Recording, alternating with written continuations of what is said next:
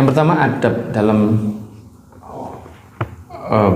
pernikahan. Yang pertama diantaranya apa? Ketika menikah diadakan walimah. Walimah itu secukupnya, yang baik, yang tidak terlalu berlebihan atau memaksa diri.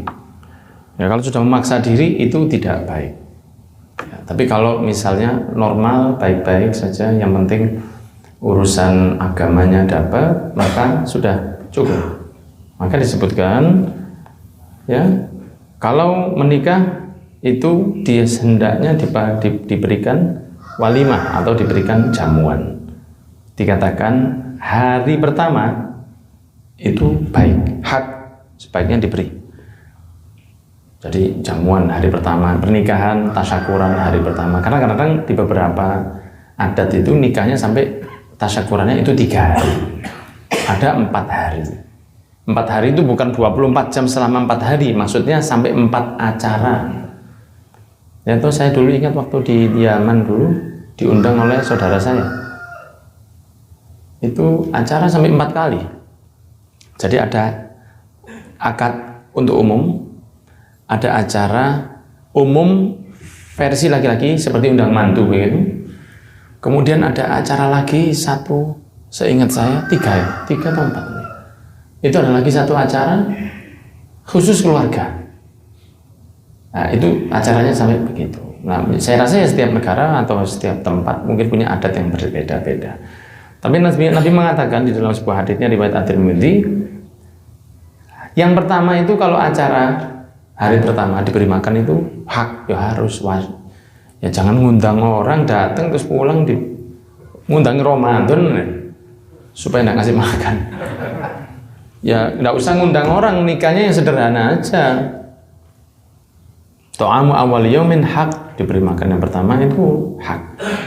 Kalau di hari kedua itu sudah sunnah, sebaiknya tetap diberi. Gitu.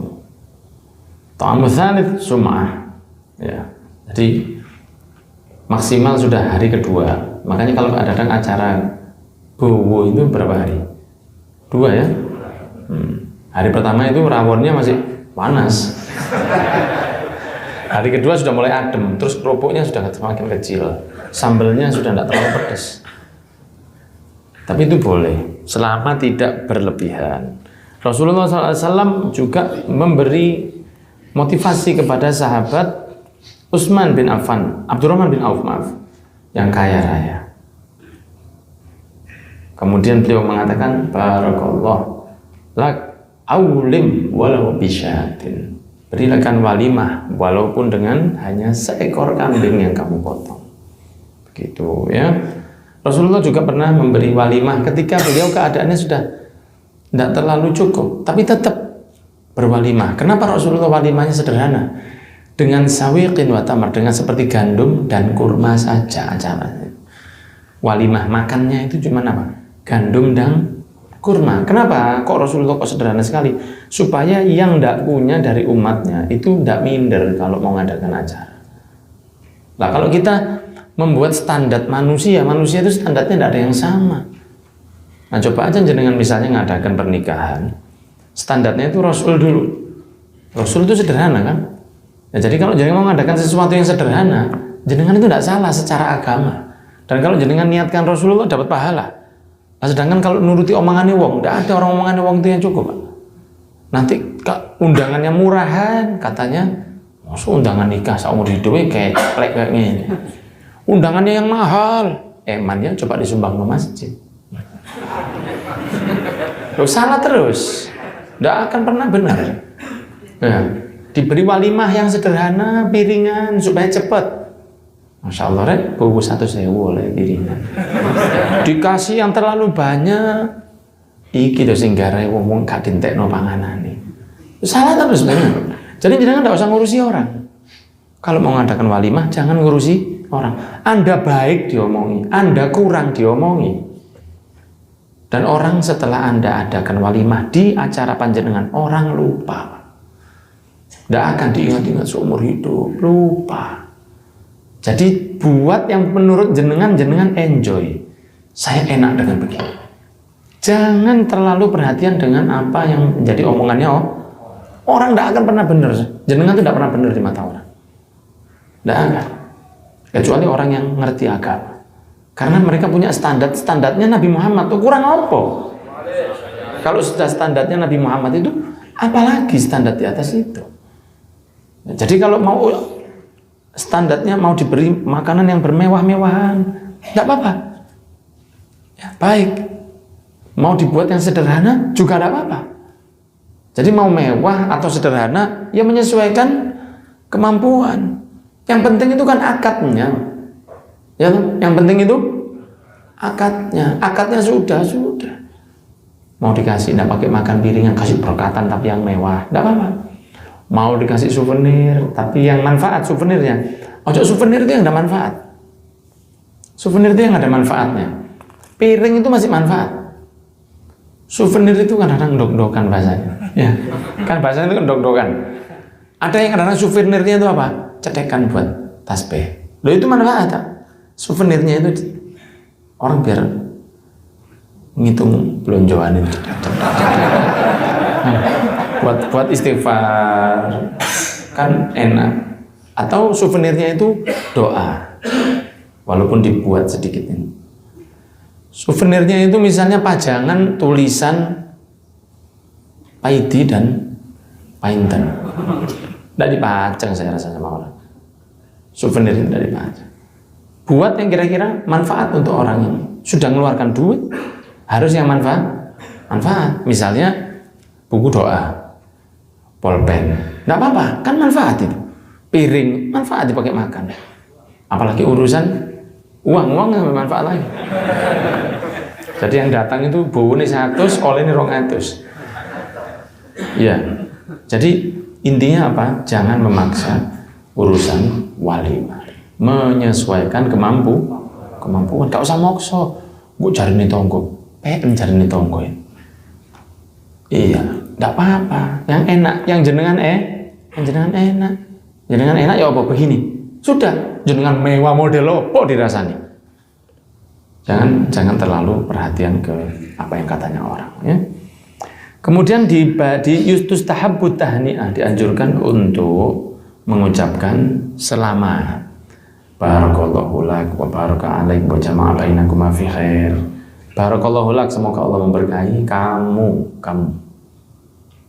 dan memberkahi atasmu dan mengumpulkan kamu dan istrimu, atau kalau perempuan memberkahi kamu dan suamimu dalam kebaikan. Kamu dikumpulkan dalam kebaikan, seperti itu. Ya, maka kata Nabi Muhammad SAW, kalau bisa nikah itu rame-rame no. Kenapa kok dirame-ramekan? Nah, karena ada dalilnya. Faslu ma bainal halali wal haram ad-dafu was-saut, kata Nabi Muhammad SAW. Faslu ma bainal halali wal haram ad-dafu was-saut. Perbedaan antara yang halal sama yang haram itu duf, terbang, rebana, dan suara yang dilantangkan. Tidak mungkin orang zina tola'al badr. Ada orang zina pakai maulid dulu? Tidak ada. Ada orang zina itu pakai MC? Tidak ada. Siapa yang pakai MC? Orang nikah. Nah, makanya kalau nikahnya disembunyikan secara sirri pun, kan nanti ada dirame-ramekan juga. Gimana betul? Kalau tidak diramikan, niatnya sirri saja, ya paling tidak ada terbang. Dulu waktu saya nikahkan salah satu suaminya kru di pondok, waktu Habib Musa Kadim datang, begitu setelah acara selesai, walaupun beliau ini sedang mepet acaranya ini sibuk sekali, beliau bilang, mana tim hadro? Tim hadro sudah ada, ayo terbangan dulu, supaya ini dapatnya, supaya dapat ini tadi.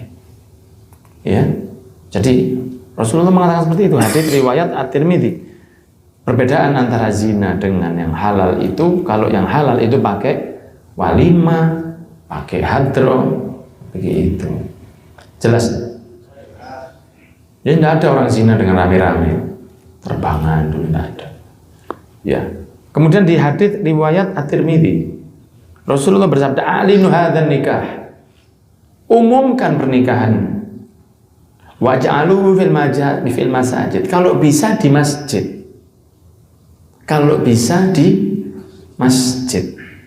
Wadribu alaihi bidufuf, dan berikan terbang.